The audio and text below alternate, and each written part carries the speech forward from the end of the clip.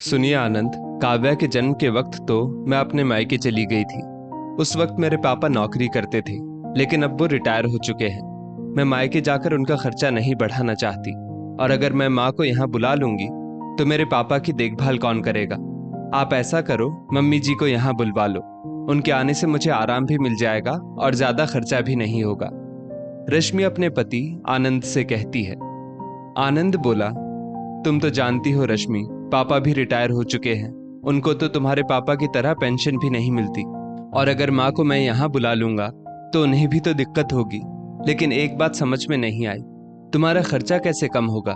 और जब काव्या के वक्त माँ को आने से तुमने ही मना किया था, तो इस बार तुम उन्हें क्यों बुलाना चाहती हो? मेरे मम्मी पापा की तुलना अपने माँ बाप से मत करो।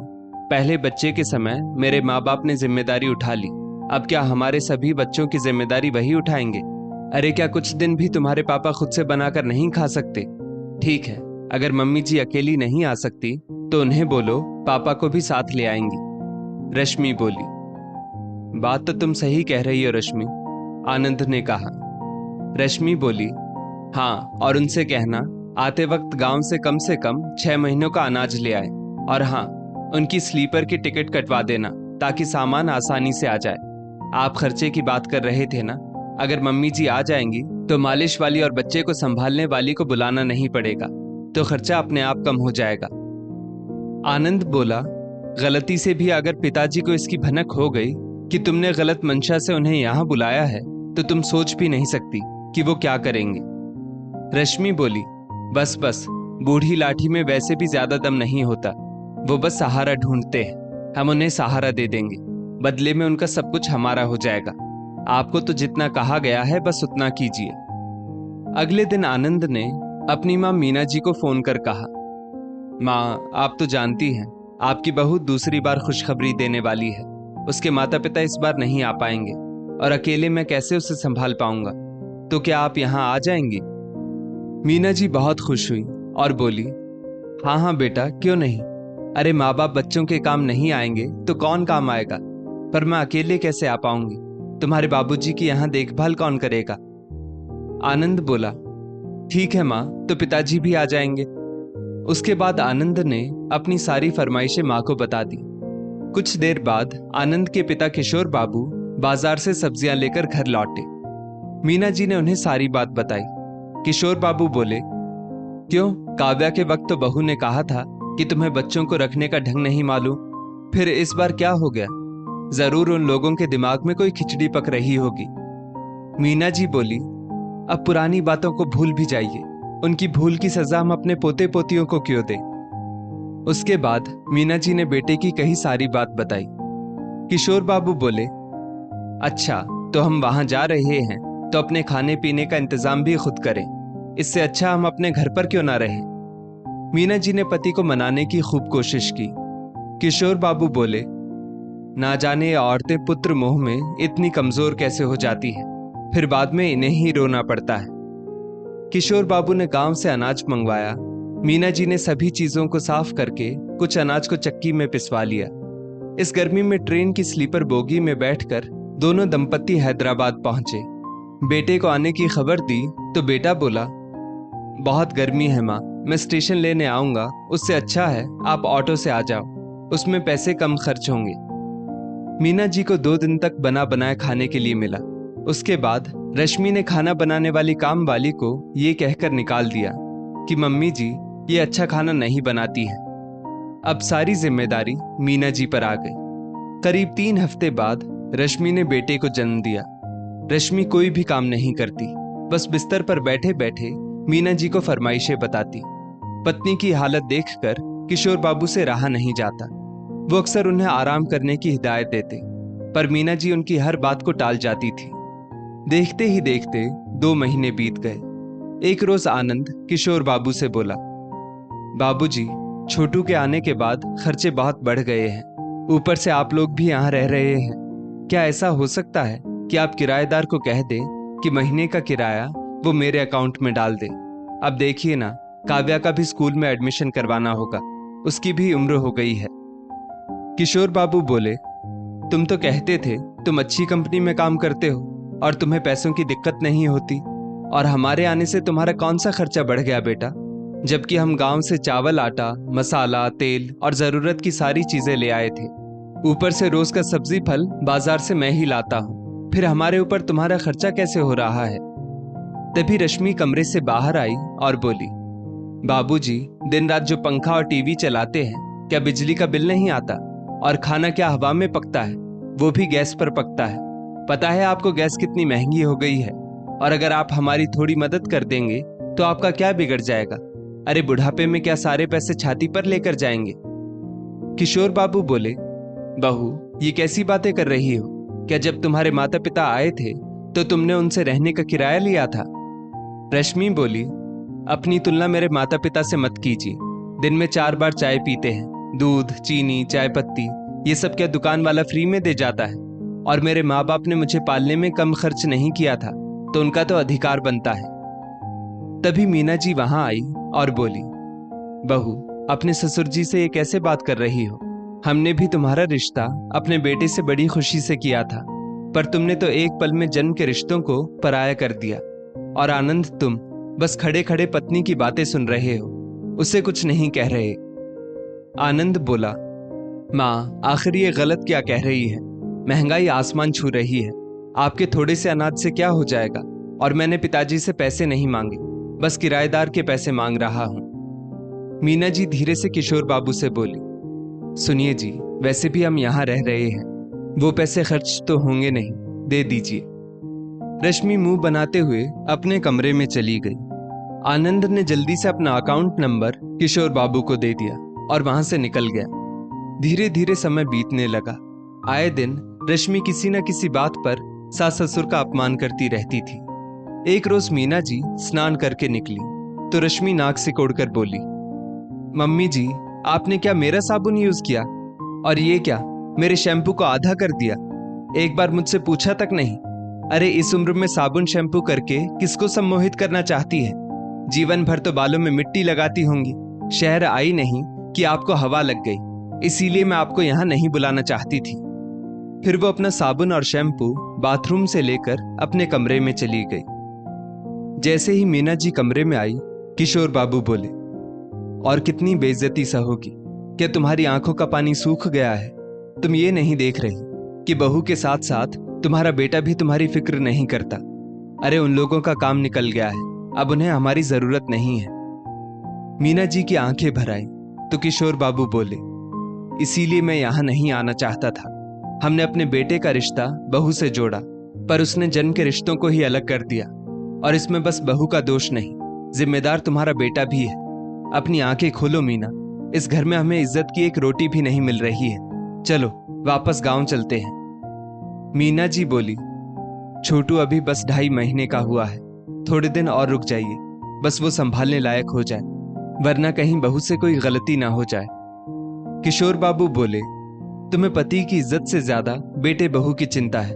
अरे जिस बेटे को तुमने 25 साल तक संभाला, जब वो तुम्हारा अपना नहीं हो पाया तो इस छोटे से बच्चे से क्या मुंह लगाकर बैठी हो? अगर तुमने कल तक अपना सामान नहीं बांधा तो मैं अकेला ही चला जाऊंगा। इतना कहकर किशोर बाबू कमरे से निकल गए। शाम के 7:30 बज रहे थे। मीना जी के पैरों में थोड़ा दर्द हो रहा था, तो वो पैर ऊपर करके अपने ही हाथों से अपने पैर दबा रही थी। तभी रश्मि आई और बोली, मम्मी जी, आज खाना नहीं बनेगा क्या? आपको सोचना चाहिए था, छोटा बच्चा है, मुझे भूख जल्दी लग जाती है। और ये क्या, सोफे पर पैर ऊपर क्यों रखे हैं? नीचे रखकर बैठिए। मीना जी बोली, हाँ हाँ बहू, अभी बना देती हूँ, बस एक बात तुमसे कहनी थी। रश्मि बोली, जल्दी बोलिए, मेरे पास फालतू वक्त नहीं है। मीना जी बोली, बहू, एक गिलास दूध अपने ससुर जी के लिए अलग से निकाल दो, ये रोज दवाई खाते हैं। रश्मि बोली, दूध मुफ्त में नहीं आता है, और जितना आपके घर का किराया आता है उसमें क्या कुछ होगा? और दवाई तो पानी के साथ भी ली जा सकती है। इस उम्र में दूध पीकर क्या करेंगे? पूरे दिन तो रोटियां तोड़ते हैं, अब दूध पीकर क्या पहलवानी करेंगे? आप जल्दी से खाना बनाइए। इतना कहकर वो अपना फोन देखते हुए अपने कमरे में चली गई। बहू की बातें सुनकर मीना जी की आंखें भर आई। जिस पति के लिए वो अपने घर पर क्या क्या जतन करती थी, आज उसे एक गिलास दूध भी नसीब नहीं हो रहा था। जो पति उनके लिए फल फूल बाहर से लाते थे, आज अपने ही पैसों को खर्च नहीं कर पा रहे हैं। मीना जी ने कुछ सोचा, फिर रसोई में जाकर खाना बनाया और कमरे में आकर किशोर बाबू से बोली, सुनो जी, मेरा अब रिश्तों पर से भरोसा उठ गया है। जो कल तक हमारे बच्चे थे, आज मालिक बन बैठे हैं और माँ बाप से किराया चाहते हैं। सही कहा था आपने, हमें बहुत पहले ही यहां से चले जाना चाहिए था। अगले दिन सुबह 4 बजे जब सब बेफिक्र होकर सो रहे थे, मीना जी और किशोर बाबू अपने सामान को बैग में पैक कर घर से निकलने लगे। मीना जी ने पलटकर पीछे देखा तो किशोर बाबू बोले, मीना, जब अपना बेटा ही तुम्हारे दर्द को नहीं समझता तो उसके बच्चों से क्या मुंह पाल रही हो। चलो, यहाँ हमारे लिए कोई जगह नहीं है। मैं तुम्हें ढोल बाजे के साथ लेकर आया था, इज्जत की रोटी खिलाऊंगा, ये वादा किया था। मैं अपने वादे को सदा निभाऊंगा। इतना कहकर उन्होंने मीना जी का हाथ थामा और वहां से निकल गए। करीब 9-10 बजे जब सब सोकर उठे, घर कुछ खाली खाली था। रश्मि आवाज लगा रही थी, मम्मी जी, क्या घोड़े बेचकर सो रही हैं? चाय देने वाला भी कोई नहीं है। तभी उधर से उसकी काम वाली बोली, मैडम जी, अम्मा जी का कमरा तो खाली है, उनका सामान भी वहां नहीं है। आनंद भागकर कमरे में गया। वहां उन लोगों का कोई सामान नहीं था, बस टेबल पर एक कागज था जिसमें लिखा था, बहू, हमने अपने बेटे के साथ तुम्हारा रिश्ता जोड़ा, लेकिन तुमने तो जन्म के रिश्तों को ही अलग कर दिया। पर इसमें तुम्हारा कोई दोष नहीं। जब बेटा ही माँ बाप का दर्द नहीं समझ सका तो तुमसे क्या उम्मीद रख सकते हैं। आज से हमारा और तुम्हारा कोई रिश्ता नहीं होगा। इन 3 महीनों में तुमने जो हमें इज्जत दी है, भूल से भी कभी अपने माँ बाप के साथ ऐसा व्यवहार मत करना, वरना तुम्हारे बच्चे कल को तुम्हारे साथ वैसा ही करेंगे। ईश्वर ने तुम्हें भी एक बेटा दिया है, बस इतनी ही दुआ करेंगे कि वो हमारे बेटे जैसा ना हो। 29 तारीख थी। आनंद ने किराएदार को फोन किया और बोला, अगले महीने का किराया आप 2-3 दिन पहले ही दे दीजिए। किराएदार बोला, आप हमारे मकान मालिक नहीं हैं, हमारे मकान के मालिक आ चुके हैं और उन्होंने तो कहा आपसे उनका कोई रिश्ता नहीं है, फिर किराया किस बात का। इतना कहकर उन्होंने फोन रख दिया। आनंद जिस घर में रह रहा था वो भी उसने किशोर बाबू के नाम से लिया था। किशोर बाबू ने बैंक में फोन करके कह दिया कि मैं लोन नहीं चुका पाऊंगा, तो आप हमारे घर को बेचकर अपना पैसा ले लीजिए। कुछ रोज बाद आनंद के पास नोटिस आया। दोनों पति पत्नी के होश उड़ गए। उन्होंने बैंक से कुछ वक्त मांगा और बच्चों को लेकर माँ बाप के पास भागलपुर पहुंचे। मीना जी का मन एक पल को डगमगा गया, लेकिन फिर किशोर बाबू बोले, मीना, अंदर जाओ, और अपने नौकर से बोले, भोला, इनका सामान बाहर वाली कोठरी में रखो, क्योंकि ये रात तक चले जाएंगे। आनंद बोला, आप हमारे साथ ऐसा कैसे कर सकते हैं? अगर वो घर चला गया तो हमारे सिर पर छत नहीं होगी, बच्चों को लेकर हम कहां जाएंगे? किशोर बाबू बोले, जिसने तुम्हें जन्म दिया उसकी छत के बारे में तुमने कभी नहीं सोचा, तो हम तुम्हारी जिम्मेदारी क्यों लें? जाओ अपने सास ससुर के पास, जिनकी तुम्हें सदा चिंता होती थी। अपनी माँ को 4 महीने के लिए तुमने क्यों बुलाया था, यह हमें भी पता है। मैं अपनी सारी संपत्ति से तुम्हें बेदखल करता हूं। अब तो कानून भी कहता है कि अगर मेरी मर्जी नहीं होगी तो तुम मेरा 1 पैसा नहीं ले सकते हो। बच्चों को लेकर आए हो, इसलिए शाम तक का वक्त दे रहा हूं। मेरे घर में मेहमानों के खाने पीने व रहने का किराया नहीं लगता, तो खाना भी खाकर जाना और दूध भी पीकर जाना।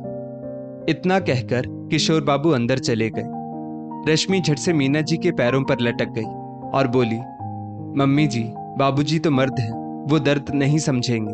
आप तो एक औरत हैं, आप अपने पोते पोती के साथ ऐसा करेंगी?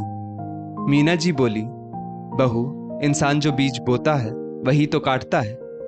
रश्मि ने उनकी ओर देखा तो मीना जी बोली, बहू, मैंने तो एक भरा पूरा पेड़ तुम्हें दिया था ताकि उसकी छाया में तुम फलो फूलो। तुम ये कैसे भूल गई? पेड़ की टहनियां अपनी जड़ों से जुड़ी होती है। अगर जड़ों को काटोगी तो तुम्हारे हाथ क्या आएगा? अगर तुम माँ बाप समझकर मांग लेती तो अच्छा लगता, पर तुमने तो हमें किराएदार समझा। अब मेरे पास तुम्हें देने के लिए कुछ भी नहीं है, क्योंकि मेरे पति के सम्मान के आगे अब मेरे बेटे का कोई मोल नहीं है।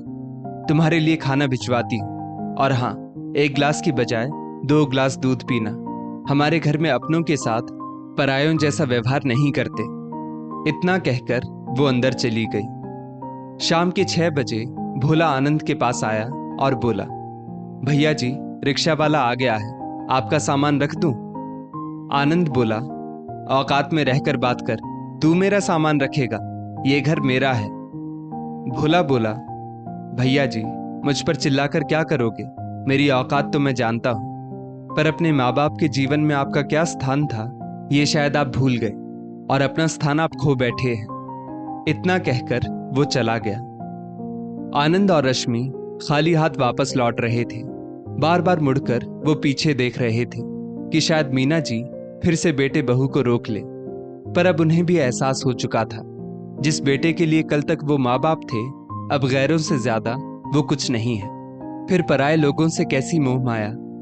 थोड़ा वक्त लगा, पर दोनों दंपत्ति समझ चुके थे, अगर मोह में फंसे रहेंगे तो बची जिंदगी नरक हो जाएगी।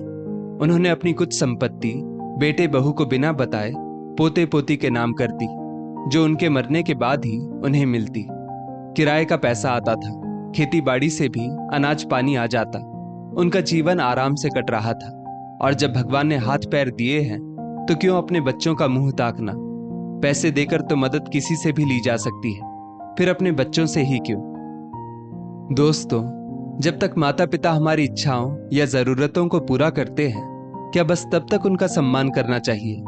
जो हमारे लिए अपना सब कुछ दांव पर लगा देते हैं, क्या उनकी जिम्मेदारी हम नहीं उठा सकते? अगर कुछ लेकर ही माँ बाप की सेवा करनी है, तो माँ बाप पैसे देकर दूसरों से सेवा करवा लें तो क्या गलत है? इस स्टोरी को लेकर आपकी क्या राय है? नीचे कमेंट करके जरूर बताइएगा, और ऐसी ही और भी बेहतरीन वीडियोस के लिए हमारा पेज जरूर फॉलो करें।